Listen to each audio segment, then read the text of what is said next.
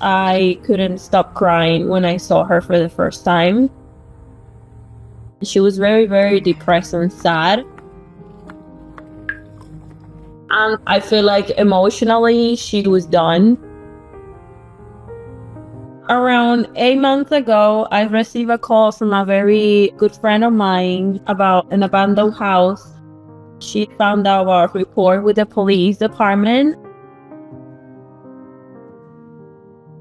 And when they actually got to the house, they found a lot of animals. And then this one was all the way in the corner.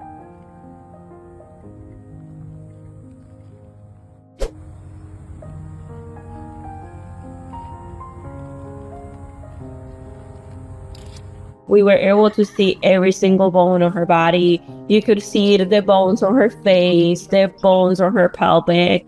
She couldn't literally hold her head. She's around 29 years old. She is blind of both eyes. I put my hand on her head and I told her, you're gonna be okay. She wasn't able to walk. Me and my boyfriend kind of moved her to the trailer. She was in a very, very bad condition for sure. So we were praying for her. We brought her home. We called the vet. We did everything we could for her. The doctors didn't really gave me a good luck because they said when the animal gets to that point, they usually don't make it. And then we were we're gonna give her a try.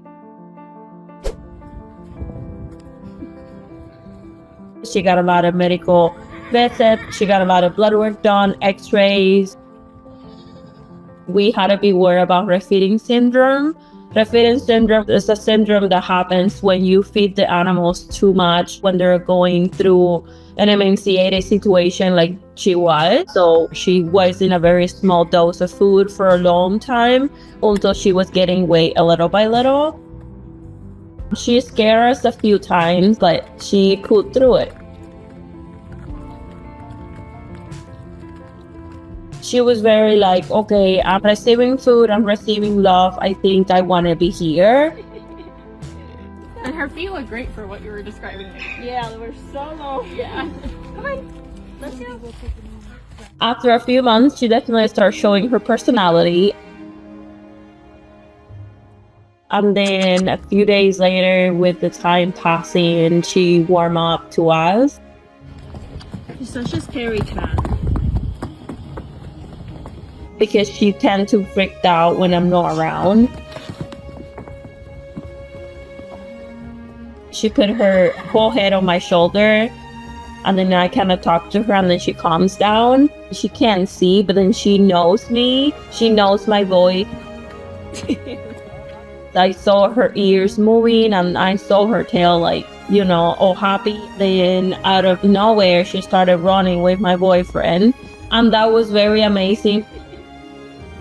But we can see that she was emotionally better.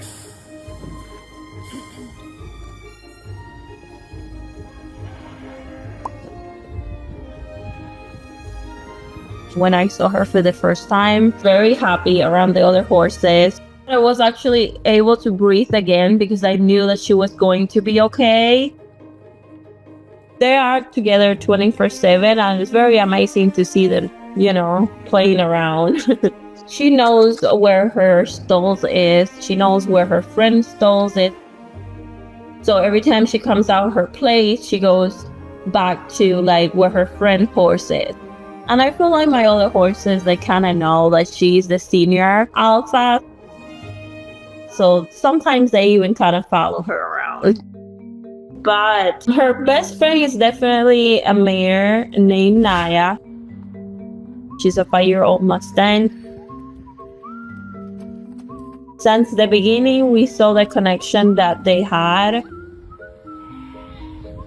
So we try to keep them together, especially because she's blind. So she kind of oriented herself with the Mustang next to her. Seeing her getting her strength back every day, little by little, seeing her getting better, it just amazed me, to be honest.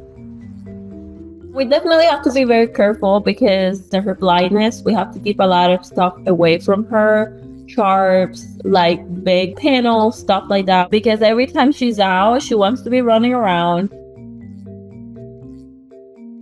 I feel like she definitely was a boss in the past. And then now she's like, I gained my strength back. I am not skinny anymore and I will run this place. But she has her sweet moments when she's very like, wants to cuddle with you and then she wants you to pet her. She's definitely old, but then she doesn't have an old soul. A lot of people wanted to just quit on her, and then I didn't, and I'm very proud of that. We give her a second chance.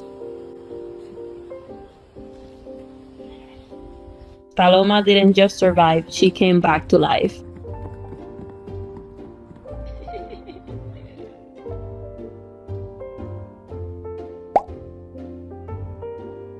Sometimes the strongest fighters come in the most fragile bodies. She didn't know it yet, but her hottest chapter had just ended. Who knew a blind 29-year-old horse could have this attitude? I definitely think we have a very special connection.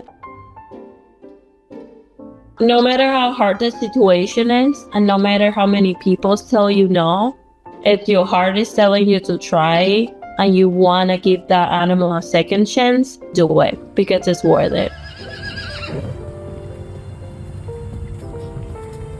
Mírala, mi vida. Mira. Not gross. I knew we were gonna keep finding.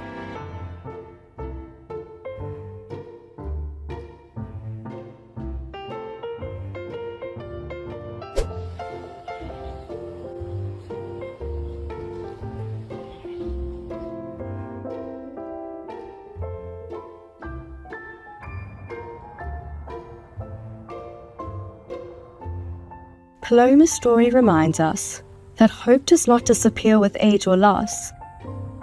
That even when the odds say stop, kindness can still change the outcome. Healing does not always come fast, but it comes with patience and love. Sometimes believing is the only thing an animal needs to keep going. And one decision to not give up can give someone their whole life back.